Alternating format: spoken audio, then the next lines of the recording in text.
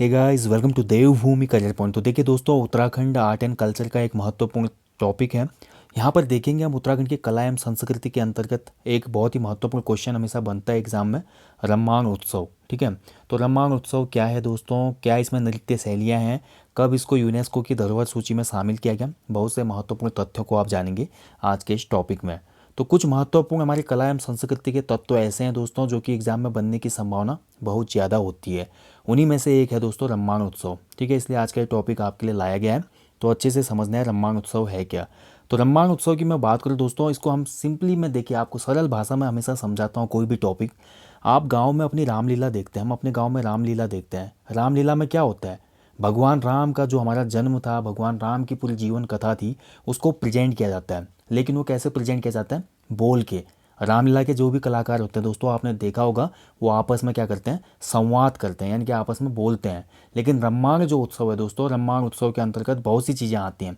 इसमें local area का culture की जो सामूहिक पूजा है उसको दिखाया जाता है, देव यात्रा को दिखाया जाता है, लोक नाट्यों को यहाँ पे प्रेजेंट किया जाता है, गायन, नृत्य, सभी चीज़ें इसमें इंक्लूड की जाती हैं। लेकिन इसमें एक महत्वपूर्ण पॉइंट ये है दोस्तों, रम्माण जो उत्सव होता है दोस्तों, ये मूक संवाद उत्सव है। यानी कि मूक संवाद होता है इसमें। ठीक है, मूक संवाद, यानी कि इसमें जो कैरेक्टर होते हैं दोस्तों, जो वहाँ पे मंचन में कैरेक्टर होते हैं ना, मतलब रंगमंच में जो कैरेक्टर यहाँ पे बनते हैं, तो वो आपस में संवाद नहीं करते, यानी कि एक दूसरे के साथ बोलते नहीं, केवल हाव भाव से ही इस नृत्य को प्रेजेंट किया जाता है, रम्माण नृत्य को। ठीक है, तो ये एक इसकी एक विशेषता है दोस्तों। ठीक है, अब थोड़ा इसके बारे में बेसिक जान लेते हैं दोस्तों। रम्माण उत्सव या रम्माण नृत्य भी बोल सकते हैं हम इसको। इसके अंतर्गत बहुत सी चीज़ें, वैसे उत्सव कहना इसको उपयुक्त होगा, रम्माण उत्सव सही है। ठीक है, तो रम्माण उत्सव चमोली जिले के मेनली जो है दोस्तों, जो जहाँ का सबसे ज़्यादा फेमस है वो है सलोग डुंगरी गांव। चमोली में एक गांव है सलोग डुंगरी, यहाँ का जो रम्माण उत्सव है वो बहुत ज़्यादा फेमस है दोस्तों। इसके अलावा भी अन्य गाँव में होता है, बरोसी गाँव है, सेलंग गाँव है चमोली के, वहाँ पे भी इसको आयोजित करवाया जाता है। लेकिन सलोग डुंगरी वाला जो रम्माण उत्सव है वो ज़्यादा पॉपुलर है।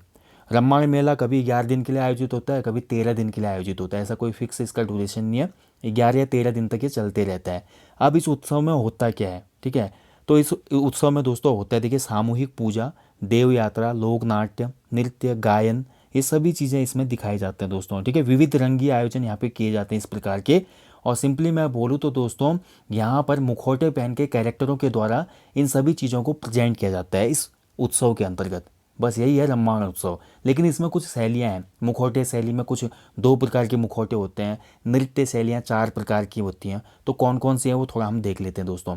जैसा कि रम्माण उत्सव दोस्तों बहुत इंपॉर्टेंट है, क्योंकि रम्माण उत्सव में मुखौटा नृत्य शैली का उपयोग किया जाता है। अगर कभी क्वेश्चन बनेगा एग्जाम में कि रम्माण नृत्य शैली में किसका प्रयोग होता है, तो मुखौटा नृत्य शैली होती है यहाँ पे, यानी कि बिना मुखौटे के यहाँ पे नृत्य शैली कंप्लीट नहीं होगी। ठीक है, मुखौटा इसमें अनिवार्य तत्व है, एक हिसाब से हम बोल सकते हैं दोस्तों। ठीक है, इसमें क्या होता है, जैसा कि आप इमेज में देख पा रहे हैं, देखिए, नर्तक जो होता है, जो भी रंगमंच में वहाँ पे अपनी प्रस्तुति देता है ना, तो वो व्यक्ति अपने मुख पर मुखौटा पहनता है और नृत्य कला का प्रदर्शन करता है, यानी कि जो भी उनका एक्ट होता है उसको दिखाता है वो। और इस नृत्य में कोई भी संवाद नहीं होता, जैसा कि मैं आपको बता चुका हूँ। ये एकमात्र ऐसा यहाँ पे, रामलीला से भी हम इसको मंचन कर सकते हैं, रामलीला के भी इसमें कुछ कैरेक्टर वगैरह दिखाए जाते हैं।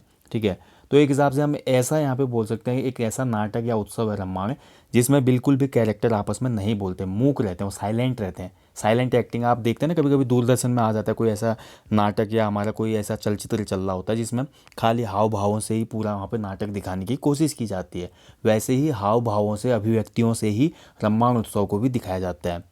अब इसमें मुखौटा नृत्य शैली उपयोग होती है, और मुखौटे के 2 रूप होते हैं दोस्तों, 2 टाइप के मुखौटे यूज किए जाते हैं। पहला होता है ध्योपत्तर। तो ध्योपत्तर, ध्यो मतलब द्यो, द्यो द्यो मतलब क्या हो जाता है, देवता, यानी कि ऐसे मुखौटे जो देवताओं को समर्पित है, यानी कि देवताओं के मुखौटे। पहले प्रकार के नृत्य में देवताओं के मुखौटे का उपयोग किया जाता है।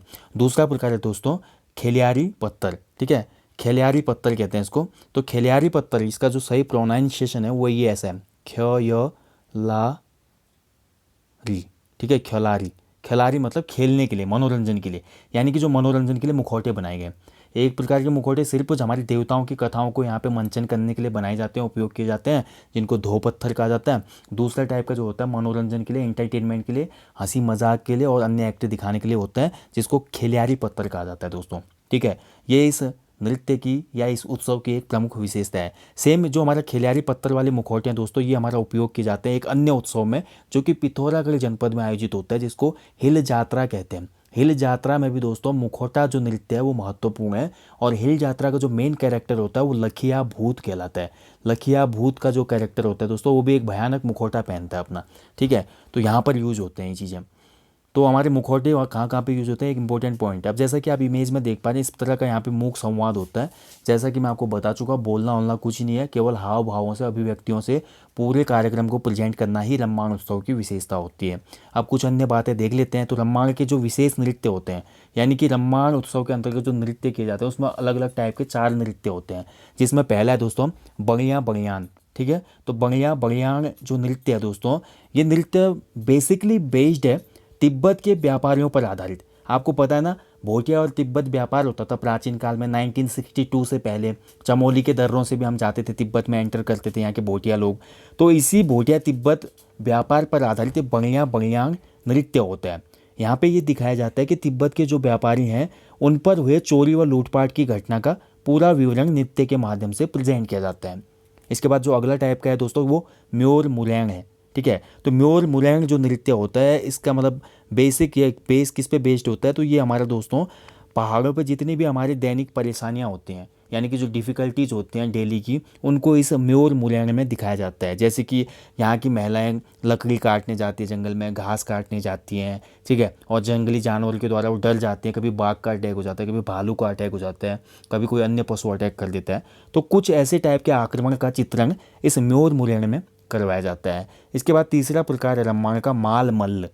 तो माल मल्ल में दोस्तों यहाँ पे ये दिखाया जाता है, आपको पता है चमोली में हमारा ग्वारखिया उद्यान हमको एक प्राप्त होता है, प्रागैतिहासिक कालीन स्थान। इसके साथ साथ गोरखाओं ने कुमाऊं गढ़वाल पर शासन किया, ठीक है। तो कुल मिलाकर गोरखाओं और कुमाऊं नहीं बोल सकते, या गढ़वालों के जो गढ़वाली लोग थे, यानी गोरखा और हमारे स्थानीय लोगों के बीच में जो भी युद्ध हुआ था, उस युद्ध को इस माल मल्ल में दिखाया जाता है, ठीक है। गोरखा और हमारे स्थानीय पहाड़ी लोगों में जो युद्ध हुआ था माल मल्ल के अंतर्गत, उसको दिखाया जाता है। और अंतिम प्रकार का दोस्तों कुरु जोगी। कुरु जोगी जो नृत्य होता है, ये सेम लाइक जैसे आप टीवी पे चार्ली चैपलिन देखते हैं, चार्ली चैपलिन हो गया, मिस्टर बीन हो गया, ठीक है। तो इससे प्रभावित मान सकते हैं इसको, या इस पे आधारित बोल सकते हैं। प्रभावित तो नहीं बोलूँगा मैं, क्योंकि बहुत पुराना है ये। तो मिस्टर बीन और चार्ली चैपलिन जैसे लोगों को हंसाने के लिए अलग अलग तरीके के यहाँ पे नटखट अदाएँ करते हैं, ठीक है। हास्य पात्र वाली जो घटनाएं की जाती है वो कुरु जोगी कहलाती हैं इसमें, ठीक है। तो कुरु मतलब जो हमारा कुरु, कुरु एक शब्द आता है ना, पहाड़ में बहुत यूज होता है, कूर, कूर लगते हैं। जब हम जंगल में जाते हैं दोस्तों, कभी कभी घने जंगल में घास में, तो हमारे कपड़ों में आपने देखा होगा कूर चिपक जाते हैं, गोल गोल कूरे होते हैं ना, वो कांटे नुमा, वो हमारे कपड़ों में चिपक जाते हैं।